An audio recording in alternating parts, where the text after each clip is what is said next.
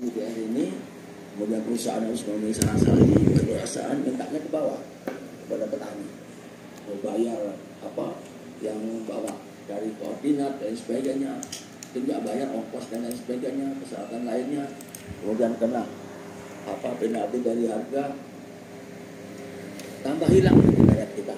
Itu juga perlu dipertimbangkan. Oleh karena itu insentif apa ya dengan adanya persyaratan UGR ini kepada petani yang sudah terlanjur bercocok tanam karet, begitu. Kalau yang di apa, yang deforestasi tadi itu dulu pernah ada hutan kemasyarakatan, itu sudah selesai, nggak ada lagi sekarang yang merambah hutan untuk tanam karet. Kalau tanam sawit mungkin 1-2 masih ada. Oleh karena itu kami mohon, tadi ada penalti, ada apa, ada persyaratan harus dipenuhi, insentif apa yang diberikan kepada petani nanti yang memenuhi syarat untuk diterima produk karetnya ini ke Uni Eropa. Terima kasih. Wassalamualaikum warahmatullahi wabarakatuh.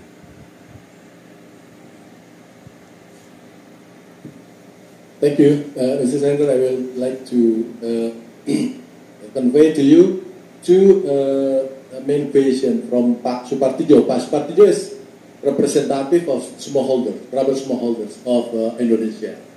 The first question is, maybe not question, this information. He mentioned that before 2010, maybe there are a lot of deforestation related to rubber plantation. But now, even the smallholder rubbers cannot find enough land for their plantation. The second, if the smallholders can, let's say, fulfill the requirement of UDR, what will be the incentive for them, for the smallholders? That two main questions, Pak Sanders. Thank you. Thank you. With regard to the first observation, I know and we know that for rubber in particular in Indonesia, there is not such a big risk for deforestation in recent years. We are very much aware of this, and this is also why I think that in particular for such a big problem, because as soon as you or most of the smallholders will be able to demonstrate the plots of land where they produce the rubber, it will be very clear for everyone that there is no deforestation involved in the rubber coming from Indonesia. To the contrary, the EUDR is, in my opinion, an opportunity for rubber producers in Indonesia, because partly thanks to the EUDR, we are talking today with you about sustainable rubber production, and we are putting all these different projects in place to help with sustainable rubber, and this will ultimately benefit the rubber sector in Indonesia. Now, with regard to the second question, if the smallholders, the rubber smallholders in Indonesia, I wouldn't say comply with the EUDR, because it's not them who have to comply, it's the companies exporting. But if the smallholders in Indonesia are able to demonstrate that their rubber comes from legally produced and deforestation-free production, this will strengthen their position in the value chains. This will ultimately give them the position of selling to companies who are interested in putting their products on the EU market, and this will be a competitive advantage compared to those who do not have this ability to demonstrate deforestation-free and legal production also outside of Indonesia.